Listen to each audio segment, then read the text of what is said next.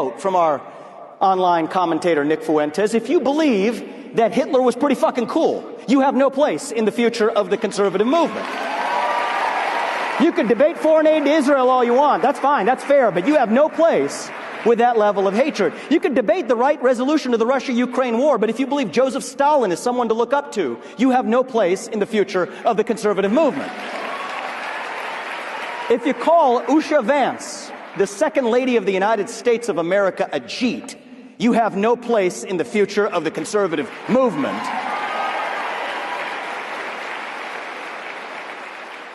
And if you can't say those things without stuttering, then you have no place as a leader at any level in the conservative movement either. Certainly not in my state of Ohio.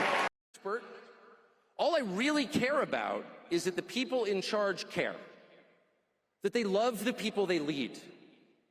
That is the first and most important requirement of leadership. A father who loves his children may make mistakes, probably will, inevitably will. I did. But if he loves his kids, he'll do a pretty good job, and they'll be fine. An officer who loves his men, you know, he can't control the battle, but they'll do better than the officer who doesn't. The president who truly loves his people will, over time, tend to make wiser decisions on their behalf.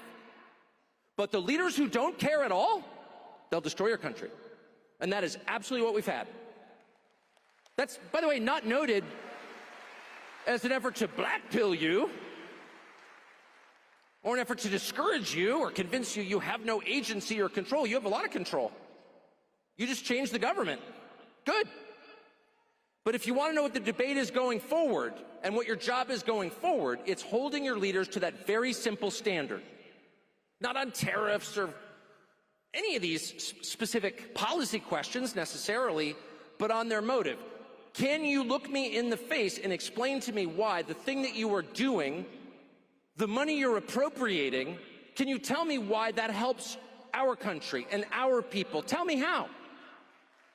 And if you're doing the whole shut up racist thing, then I have a right to question your motives, actually. Why can't you answer the question? Why can't you answer that question?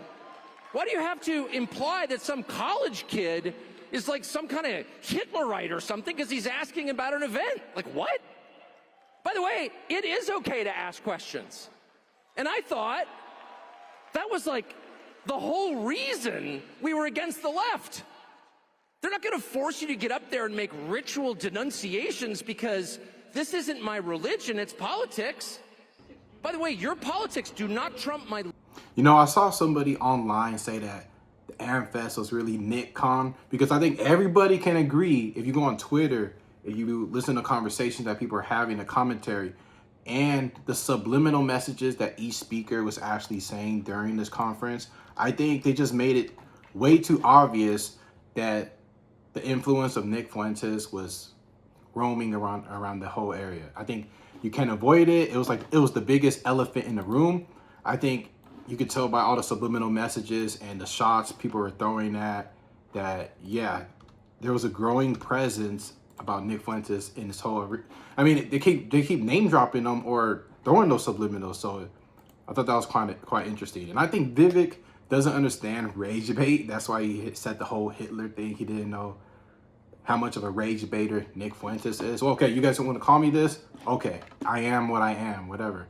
But if you really do watch a full Nick Fuentes stream, he does not spur hate or anything. We love everybody. And one of the reasons we're losing and concerned about losing our young men to voices of nihilism, voices who are out there even as we speak, telling them that seeking a life of family and legacy is, quote, pathetic. Pushing the stroller is, quote, pathetic. Promoting things like being incels, denying the Dominion commandment. The reason our young men are falling into this abyss that Charlie was trying to rescue them from is because of the older men. And that is the group that I think I am qualified to speak to. So in the final few minutes I have here this afternoon, I want to talk to the older men about what go hard means. Because for too long, we have been too soft. Too soft.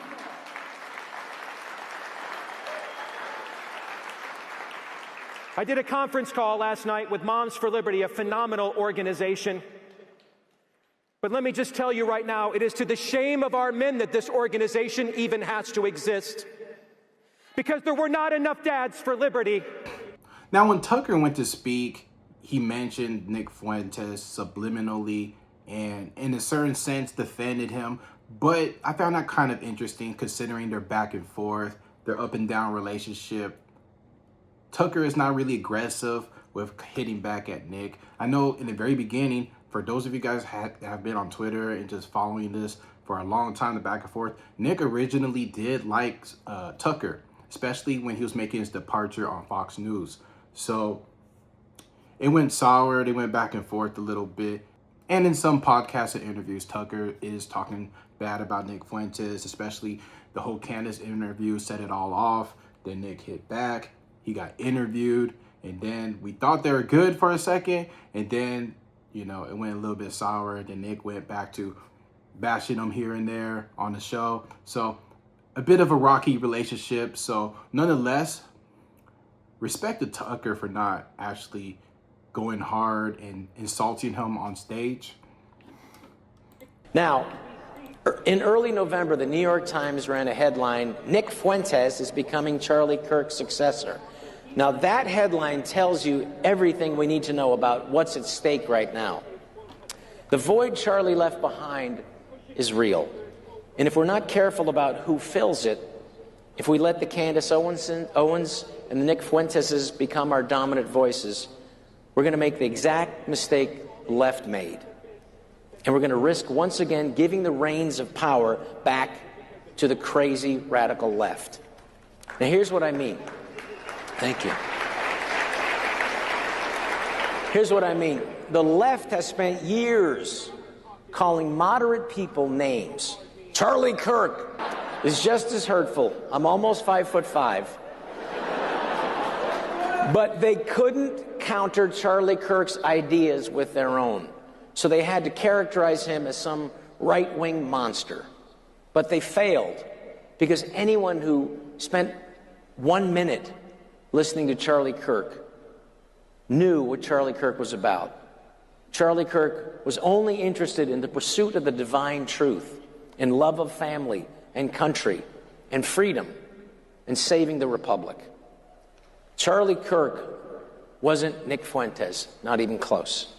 Charlie was about having conversations, addressing reality, opening up dialogue on college campuses. He made a point of resisting the more extreme elements on the right. He called people out when they got out of line, the groypers, the people who crossed into actual anti-Semitism. Nick Fuentes, Nick Fuentes said women shouldn't be allowed to vote. So obviously not all his ideas are bad.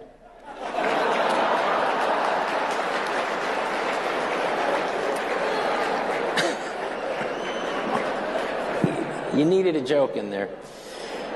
By misidentifying moderates as extremists and moderate ideas as abnormal, by being led by the woke mind virus, it cost the left their hold on the culture. The American people saw who the real extremists were, the Democrats. This dude just cares about America even more than Trump. He even supported Trump in the beginning. It was just the fact that when Trump got into office, he didn't really make good on a lot of the promises. I voted for Trump, so I don't think he's doing the worst job, but he's not doing the really best job. You know, I think Nick just cares about the country a lot. He just feels like he was betrayed a little bit, didn't get as much mass deportations. He's bending the knee and doing everything that Israel says to a certain degree. So, for example, if you host a Hitler apologist, Nazi-loving, anti-American piece of refuse like Nick Fuentes,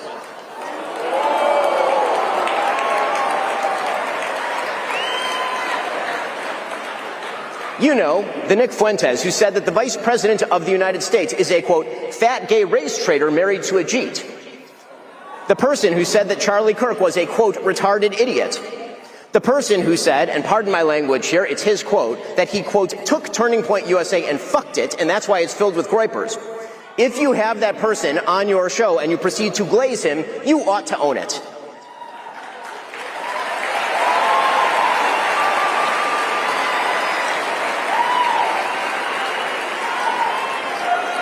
There is a reason that Charlie Kirk despised Nick Fuentes, and indeed even chided Dinesh D'Souza for debating him. He knew that Nick Fuentes is an evil troll, and that building him up is an act of moral imbecility. And that is precisely what Tucker Carlson did. He built Nick Fuentes up. And he ought to take responsibility for that, just as he ought to take responsibility for glazing pornographer and alleged sex trafficker Andrew Tate, or for mainstreaming fake historian and If you, like I said before, if you actually listen to a full Nick Fuentes stream, the bro, dude, he just cares about America. You know, that you cannot knock a guy just for that. And the way I view it is like a basketball team. We all want to win. We all want the same things. We all want to put America first to a certain degree. And that's another thing, by the way. During this whole conference, a lot of the speakers they kept saying the word America first, America first. That's Nick's whole slogan, his whole brand and everything. So I don't get why they're going to bash him so hard. I mean, we all know because of his take on foreign politics, but still to a certain degree, I just think it's kind of crazy. He's like the certified boogeyman. Lord Voldemort. Is like everybody knows that he's growing influence, and a lot of people do agree. They don't understand why people agree with him to a certain extent, but I just think collectively, everyone who just wants to put America first kind of leans toward that, because ever since the October 7th attacks, which was terrible, I think a lot of people did like Ben Shapiro, but ever since that, Ben Shapiro's just been 100%. The number one priority is Israel. Now, I think that doesn't sit right with a lot of people, even though we are on the same side of the Republicans. In early November, the New York Times... Funny. But this event was interesting nonetheless. There was groypers that did show up to the event. I mean, yeah, it's kind of wild, but in my opinion, it is kind of a bad look. There's just so much infighting in politics. Both sides are guilty of it, okay? Democrats, they fight amongst each other. They're not radical enough, and we have the crazies in the right side, the Republican side as well. So I found this clip kind of interesting too from the, So you're a proud groyper. That's the issue. I'm a proud supporter of Nicholas J. Fuentes. Amazing. A little boy. No, he's not a little boy. So do you also think Hitler was cool? And he was like a good guy? I mean, the edits are base. Because he was very anti-Christian. Very anti-Western civilization. Honestly, very anti-people's okay, but I think that is our base. But then you're saying the numbers of the Holocaust were not the real numbers.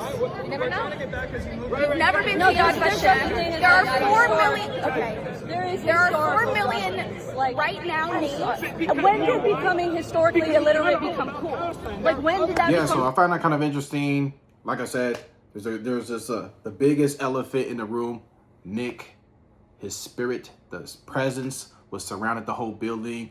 Everybody was curious to see what the speakers were going to say. If they're going to name drop him, insult him, denounce each other. I mean, there's so much beef in this conference with a lot of people. There's groypers showing up there, and Twitter. If you're not on Twitter, you need to go on there. It's like the Wild Wild West. It's crazy right there. You know what I mean? So let me know what you think.